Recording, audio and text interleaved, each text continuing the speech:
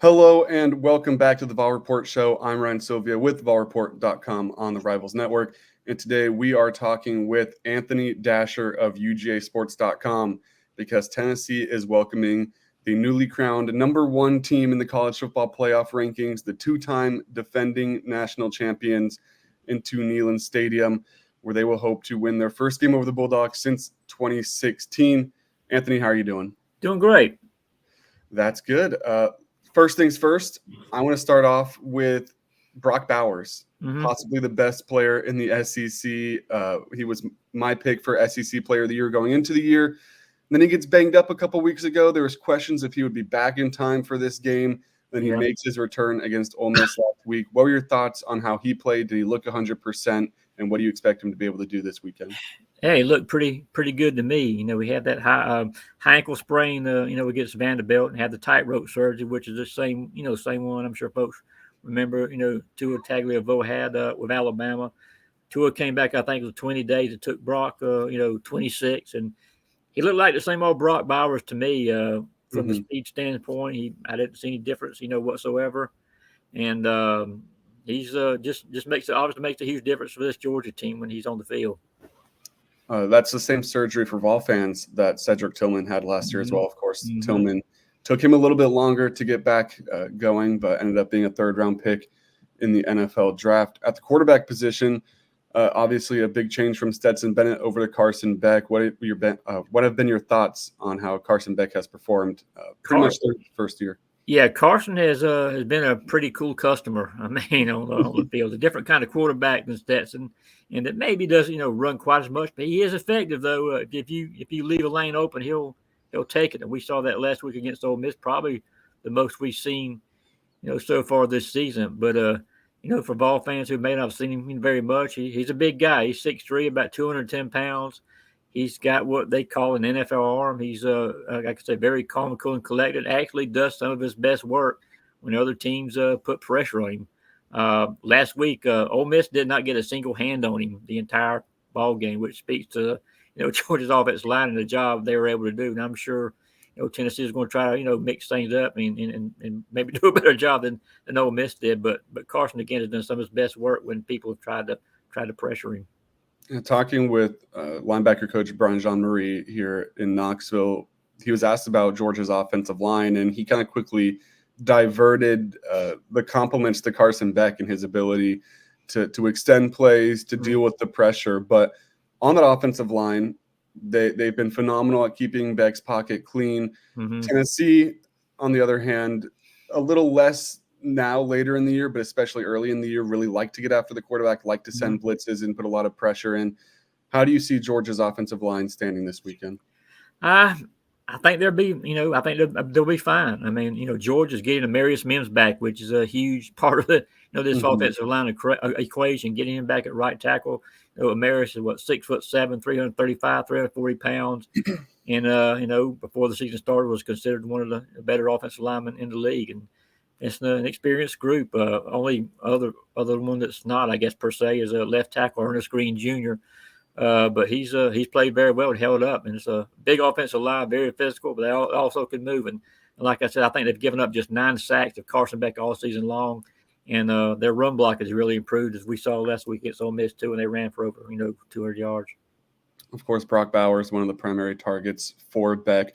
But Ladd McConkey as well, having another great season. He's one of those guys where it feels like he's been on that team for 20 years, and opposing fans are like, when is he finally going to graduate and stop being a thorn in our side? He had a clip as well last week against Ole Miss that went a little bit viral of a route that was pretty fun to watch. How has he played this year? Who are a couple other of the targets that Carson Beck's been able to connect with? Yeah, Ladd played very well. I mean, he's finally healthy. He had that back injury to start the season.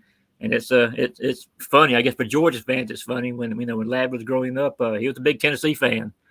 He wanted more than anything in the world. He wanted an offer from the Vols, but it never came. And wound up Georgia was the only FBS school to give him a chance. And and here he is. But he's probably the one right. Well, I shouldn't say that. He's got a very good rhythm with Carson Beck. Those guys have played together now for a long time, and he's dangerous. I mean, people talk about Brock Bowers, the weapon he is, which he is, but Ladd McConkey has been every bit as important to this offensive scheme, for Georgia. And he's somebody that Tennessee defensive backs will have to pay, very close attention to. But again, they've got a ton of weapons. I've said several times that this Georgia receiving core is probably the deepest that Kirby has had since he got here in 2016. I mean, Dom Lovett has come over from Missouri and he played a huge role, actually, of the receivers.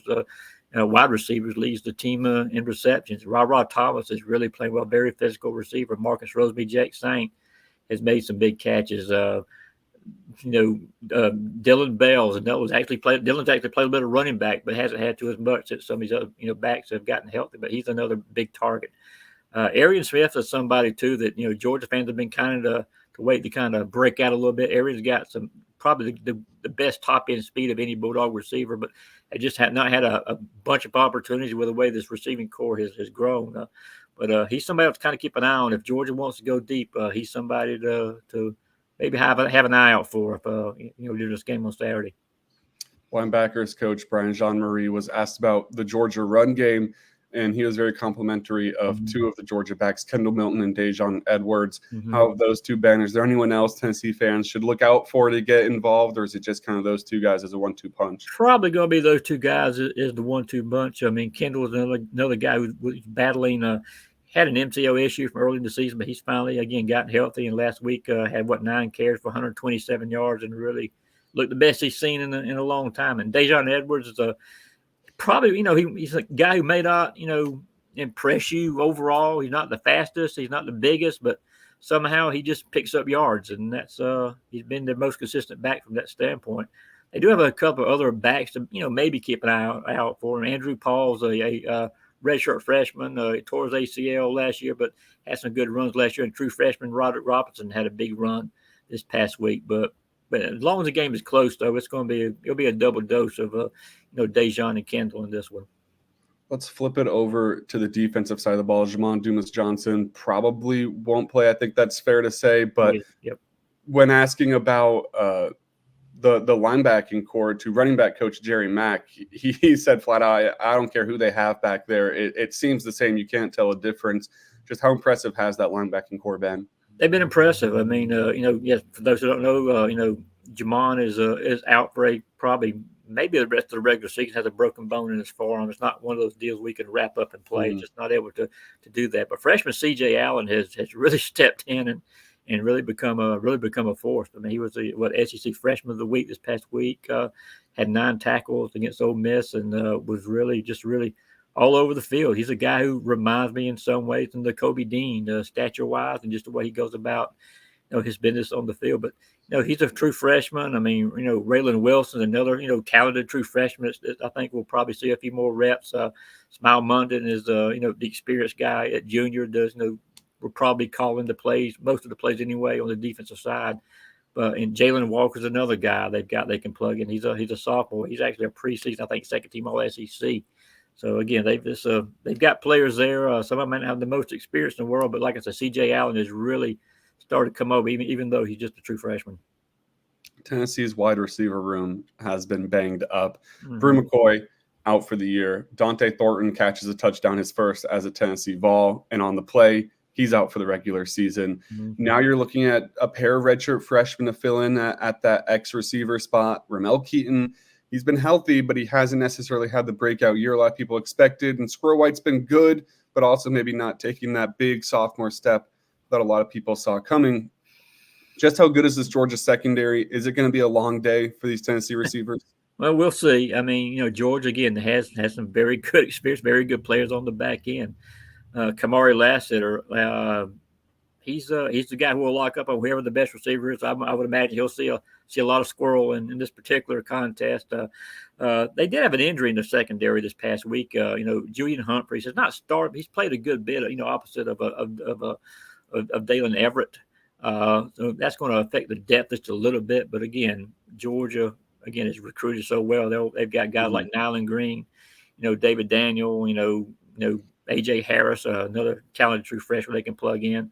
And it's safety. It's some very good players. Malachi Starks, sophomore, who I know Tennessee, wanted pretty badly too, if I remember correctly. He's done an outstanding job, there at safety. And of course Javon Bullard, who was the MVP in the semifinals in the championship game last season, and Tyke Smith, a very experienced player there at Star. So they've got some very good experience in secondary, and those guys have, for the most part this year, have done a great job. Yeah, it's the old phrase, we don't rebuild, we reload. And that's kind of been what Georgia's been able to do, especially on that defensive line where it's just every year, first round pick after first round pick coming off of that front. How do they look this year? And what does that one pass rush look like, and then two run stop? Well, they've gotten better, I think, as the season has gone along. They don't have that dynamic player, like Jalen Carter was last year. Everybody remembers what Jalen did in this game last season, but they've got some solid players. Nazir Stackhouse, who had the interception, that Gary against the Ole Miss, last week, had the no, I'm sorry, that was a Missouri game. I'm back up just a minute. That was a big play, in that one. And but when the season started, they weren't rushing the pass. It seemed like quite as much. But the last two contests, you really seen Georgia's pass rush really start to have a good effect. And I'm sure they'll have something similar planned for Mr. Milton coming up. Run defense, that's where it all starts for Georgia. I mean, it's all about stopping and run. If they can make a team one-dimensional, that's what they're going to try to do. And Cody Schrader had a big game against Georgia too, running the ball. I think he's only back this year to have a 100-yard game against Georgia. Hey, of course, everybody knows what Cody did, last week as well. But Georgia will come to this game looking to stop the run and hopefully play off of that. When you look at the history between Tennessee and Georgia football, it's been a fun series. It's been one that's pretty close in the favor of Georgia, but recently it's pretty much been all Bulldogs. From the Georgia perspective of things, what does this matchup look like? Is the bad blood still there, even though Georgia's got a 6-game win streak? Is there still big hate for Tennessee on that side? I don't know if Kirby uses, that hate or anything like that as a reason to get guys up. Georgia, does a very good job of treating. It's going to be so cliche for me to say this, to treat every game, the same as the others. They worry about execution. They worry about, not making mistakes. It's not so much, man, we hate Tennessee, we hate Auburn. They don't play off of that. Now, secretly, I don't know, Kirby may still have some lingering whenever he played at Georgia, but it's all about getting the team being prepared, taking the opponent seriously, no matter, who's on the other side of the field, and just playing up to Georgia, playing up to a standard. If they do that, they feel they have a good chance of winning games. For Tennessee this year, there's been a very clear difference between this team in Neyland Stadium and this team on the road. I'm curious, has that been something that Georgia's seen? Obviously, they've been undefeated on the road, but has there been a drop-off in maybe pre-snap penalties or just overall play when they leave Athens?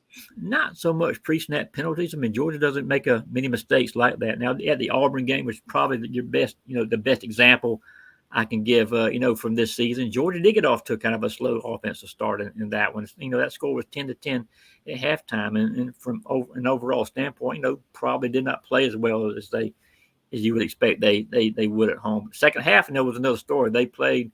Carson Beck took another step in that ball game. He's kind of carried over through the rest of the year, and everything. They played through some pretty good crowd noise in that one. Nothing like they're going to hear, come Saturday afternoon at Neyland Stadium. But that's an area there. Every team that comes to Tennessee is going to be concerned about that. They've been working on crowd noise obviously all during the week. But, we'll see what kind of effect it has. I'm sure Georgia would like to start quickly in this, which is something they have not done this year in 4 straight contests. Now the opponents have scored first, which is had been a little bit of an anomaly for this team this year before they've been able to rally back. But crowd noise will be a factor, no doubt. Last thing before I'll let you get out of here. How do you see this one going? I don't need an exact score if you don't have one yet, but do you think Tennessee has a shot to stick around, or is this one? Sure. Sure. I mean, I've seen too many upsets in college football of all levels to say a team doesn't have a chance. I'm not about to say that. With this one, Georgia's playing extremely well right now. They're playing. They played their best football for November, and it seemed like the better the opponent, the better Georgia has played. And even though Tennessee is coming off that, loss to Missouri, I fully expect the team, Tennessee has Georgia's full attention, and I think you'll get the, Georgia's best effort in this one.